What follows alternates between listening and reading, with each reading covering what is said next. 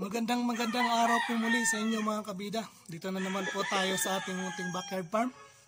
Now mga kabida, shout out po muli mga kabida sa ating mga subscriber po natin dyan. Sa mga manonood po na ating channel. Welcome po sa ating channel.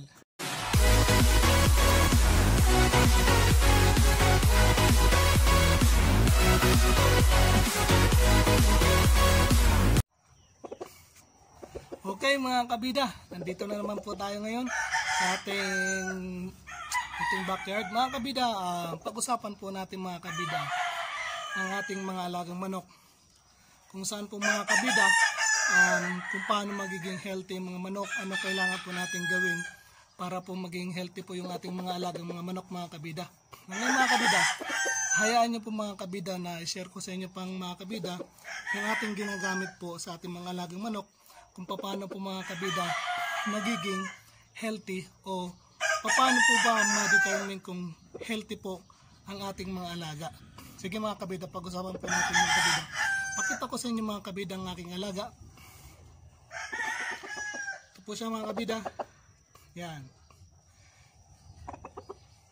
Ito siya. Ito po siya mga kabida, napakabait na. Mga kabida, hindi ko pa siya pinupungusan, no? Binabawasan po ng palong, kaya lambing niya po kasi una-una mga kabida, napili ko siya para gamitin na broodcock para po sa susunod na mga magiging breeding season. Yan po siya. Ito po mga kabida, isang Gilmore Hats na famous ko po sa mga kabida sa Rovol Hats po. Kaya nag-green leg po siya. Maganda po yung balahibo, yung buntot. Makintab po yung kanyang balahibo. Yan po siya. Pulang-pula po yung kanyang mukha. Yan po siya. Usling-usli po yung kanyang mga mata mga kabida. Kasi base po dun sa sa ating mga ninunon nung araw, kapag daw pulang-pula yung mukha ng manok mo, yung alaga mo, usling-usli yung mga mata, kitang-kita daw niya kasi mga kabida yung magiging kalaban niya kung saan pupunta, kung sa left or sa right po mga kabida, para mas lalo po niyang nakikita kung paano nila lalabanan. Yan po siya. Yan siya mga kabida.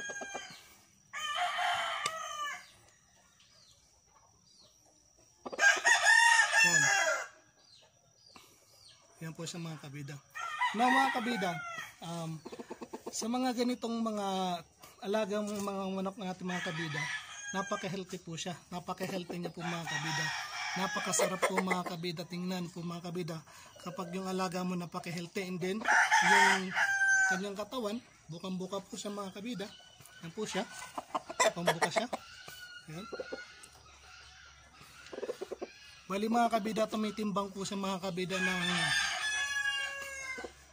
mga nasa 119. Yan, mga ganyan, 19 kasi tinimbang ko siya kahapon, nasa 19.35 po siya. Init, okay na po yan sa akin mga kabida pagdating sa stag. Yan po siya. Po siya mga kabida.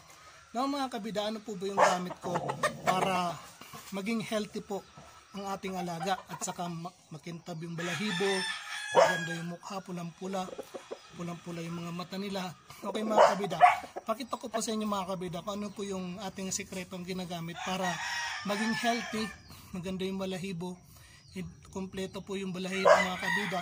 Yan po siya. Pakita ko po sa inyo mga kabida. Tara.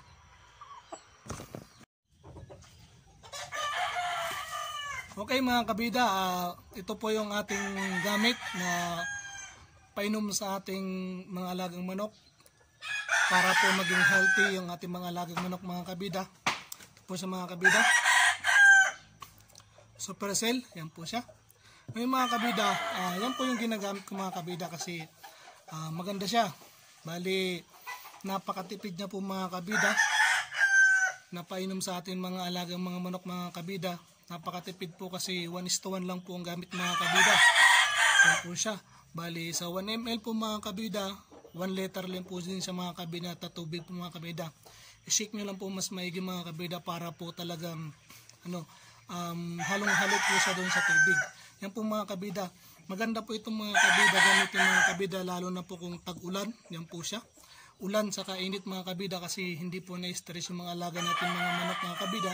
Masigasig po, astigin po atong mga manok mga kabida. Lalo na mga kabida kung tag-ulan po mga kabida, napakaganda niya kasi nalilesen po yung stress po ng ating mga manok kasi nilalamig po sila mga kabida. And then yet po mga kabida, minsan nakakaroon po mga kabida yung mga manok natin kapag hindi po maganda yung immune system mga kabida.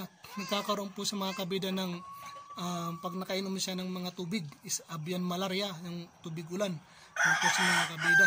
Yung prone po mga kabida, manok sa mga ganyan, minsan hindi na kumakain. Minsan po mga kabida, nanghihina na sila, namayat na po sila. Yan po sa mga kabida. Hindi mga kabida, hindi rin po kasi ako mga kabida basta-basta gumagamit ng mga antibiotiko. Kasi mga kabida, kapag napuron po kasi yung ating mga alagang manok sa mga antibiotiko mga kabida, lalo na po kapag hindi po natin alam gamitin yung mga doses po niya mga kabida, mga don'ts and don'ts po niya mga kabida. Yan po siya. Maaari po mga kabida mas lalong matrigger po yung ating mga alagang manok mga kabida. Ngayon, for example mga kabida, nagkaroon ng simpleng sipon, ilang dose po ba yung ating kailangan ng ipa-intake po sa ating mga manok? Yet napakarami po kasi antibiotic mga kabida. Kailangan lang po mga kabida is yung mga level po niya mga kabida sa likod po niyan ng mga produkto mga kabida na magamit po natin is alaman po natin mga kabida, may kanya-kanyang level po yung mga kabida kung paano siya gamitin na mas maayos po mga kabida para po doon sa mga alaga natin manok. Kasi mga kabida, pag nagkamali po tayo sa mga antibiotic mga kabida, minsan po na-overdose po sila. Ngayon pag na-trigger po mga kabida, hihingi po sila ng mas mataas na dosages mga kabida. Paano po mga kabida kung di po natin alam yung ginawa po natin mga kabida? Kawawa po yung mga alaga po natin mga manok. Kaya much better mga kabida, para sa akin, share ko lang po sa inyo mga kabida, hindi po ako basta-basta nagpapainom ng mga antibiotiko mga kabida. Mas gusto ko po mga kabida yung vitamins, lalo yung vitamins mga kabida is lessen po mga stress po niyan. Maganda yung buka ng manok mo mga kabida, at hindi ka rin siyempre stress. Kasi mga kabida, alam mo na po natin, kapag stress ang manok mo, nagkakasakit, stress din po yung nag-aalaga. Kasi siyempre mga kabida, gastos po yan, di ba? Yun po mga kabida. Kaya mga kabida, ay highly recommended po, lalo sa panahon ngayon. Umiinit, umuulan po mga kabida. Ito po siya, Supercell mga kabida. MWF lang po ang paggamit ng mga kabida, kaya mas tipid po siya. Sa umaga mga kabida, mas maganda po sa ipainom mga kabida hanggang po alas 3, and then sa hapon po mag plain water na po kayo mga kabida para mas lalo pong magkaroon ng magandang daloy po ng dugo yung mga nerves po ng mga manok po natin mga kabida. And then siyempre mga kabida, ang plain water po sa ang tubig po kasi is lalong napakaganda po yung mga kabida. Kasi bakit? Yan po yung mga kabida is yung nagbibigay ng strength po sa mga manok po natin. Yan po siya. Yun mga kabida. And then, ano pa po bang mga kabida yung mga aking ginagamit po mga kabida? Ito po siya. Lipotropic mga kabida. Maganda po siya mga kabida. Yun. Kung may mga ganyan po mga kabida dyan sa malalapit po sa inyo ng mga tindahan, magtanong kayo mga kabida. Lipotropic at saka Supercell mga kabida. Napakagandang combination. Yung sabi ko nga doon sa mga Pasko po mga kabida ng mga videos, nilagay ko po doon mga kabida kung para saan po yung mga kabida. Maganda po sa mga kabida sa atay, sa heart at saka sa kidney po yung lipotropic. Yung mga kabida. Kaya po mga kabida, sinishare ko po sa inyo po mga kabida kasi may mga kaibigan tayo na nakakaranas po mga kabida ng mga medyo hindi maganda po sa mga kanilang manok, mga alagang manok po nila mga kabida. Yun mga kabida. Pakita ko ulit sa inyo mga kabida ang aking pangalawang napili po mga kabida na magiging broodcock po mga kabida, ito sa mga susunod po ng mga breeding season. Tingnan po natin. Okay mga kabida, ito po yung aking pangalawang napili na gagamitin na broodcock po mga kabida sa susunod na breeding season mga kabida. Ito po siya mga kabida. Yan po siya.